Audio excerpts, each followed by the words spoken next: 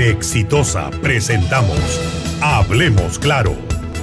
Una de las consecuencias de la pandemia es que la gente no puede pagar sus obligaciones porque se pasó prácticamente un año en blanco, porque no pudieron generar recursos. Mucha gente ha perdido sus negocios o están a punto de perderlos y le deben a los bancos. Y no es solamente que le deben a tasas de interés que no son razonables, son tasas de interés criminales. Entonces hay que tirarle un salvavidas a esa gente como se le tiró a las grandes empresas. Hay que ayudar a esta gente a salir de esta situación, hay que darles oxígeno financiero. Hemos estado insistiendo acá en Exitosa sobre la necesidad de cambiar la agenda nacional, de salir de esa que le encanta a los políticos y que tal vez lo que podríamos hacer para ocuparnos los peruanos de nuestros asuntos es meter a todos los políticos en una caja y que se encarguen ellos de resolver sus diferencias y que sigan acuchillándose, porque ya se están acuchillando por las elecciones municipales, por quién va a ser el presidente. Algunos sueñan con la vacancia de Castillo, ya están peleando a ver quién sería el que lo reemplazaría en el caso de producirse una vacancia. Que se ocupen ellos de esos temas, porque lo que le interesa a los ciudadanos es por fin, y era hora, que el presidente se presentara ante la opinión pública a proponer medidas que tienen que ver con las necesidades de los ciudadanos. Y una de ellas, para comenzar, es la de la pandemia. Y han sido importantes los anuncios que se han hecho el día de ayer, algunos de los cuales, es cierto, ya los conocíamos porque el ministro de Salud había dado avances, pero tal vez el más importante de todos al final, mirado en el largo plazo, es el anuncio de la posibilidad de que una corporación rusa produzca la vacuna Sputnik V, que es una de las más eficaces en el mundo entero en este momento.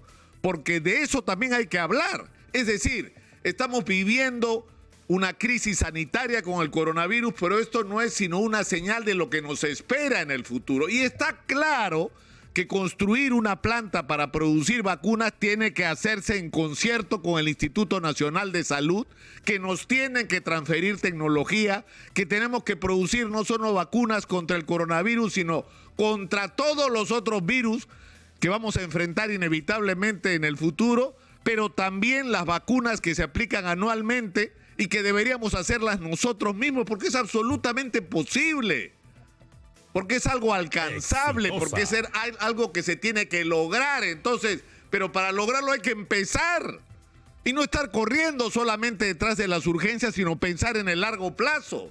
Y así como se le abre el espacio a Sputnik, habría que abrirle el espacio a todas aquellas grandes empresas que quieran invertir en el Perú para ayudarnos a resolver nuestros problemas y, por supuesto, para hacer ellos sus negocios, siempre y cuando nos convengan a nosotros y sea esto un tema de mutua conveniencia.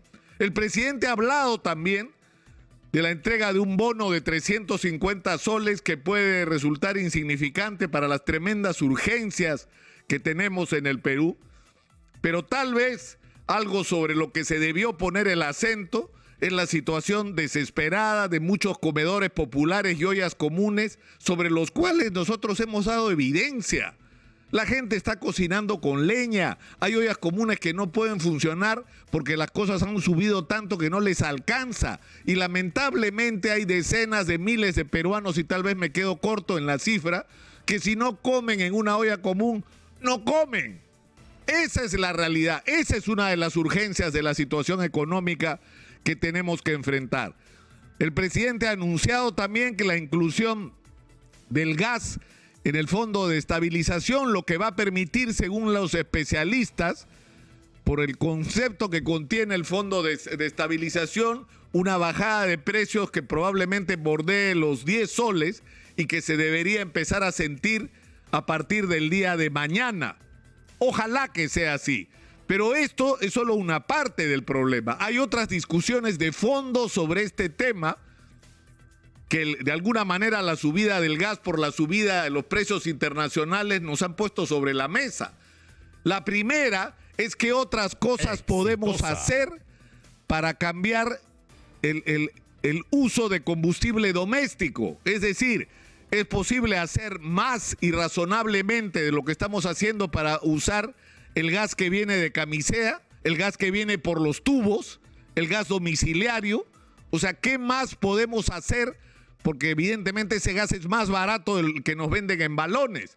¿Es posible hacer algún tipo de medida o de revisión de un contrato que permite que el gas que se produce en el Perú y que es el 80% del que se consume en los balones, sea pagado como si lo trajéramos de fuera? Es decir, que estamos pagando lo mismo por un gas que viene de cualquier parte del mundo, con un gas que viene de nuestra propia tierra, y que no tiene ningún sentido que sea así. La pregunta: ¿es posible cambiar eso? Y yo insisto, es decir, se trata no solamente en este momento de discutir las medidas urgentes como el Fondo de Estabilización, sino el poner sobre la mesa la discusión e iniciar el camino a resolver los problemas de fondo, que nos van a garantizar no solo una respuesta a la urgencia, sino una solución a los problemas permanentes y de largo plazo. Se ha hablado de la disposición de fondos que permitan generar empleo para cientos de miles de personas, pero hay que empatar la inversión de esos fondos con dos cosas. El primero, el control y la transparencia, porque no nos puede pasar otra vez, porque nos ha pasado, porque nos ocurre todos los días, de que los dineros que se asignan para invertirlos en este tipo de obras se los roban, los sobrevaloran o no lo saben usar.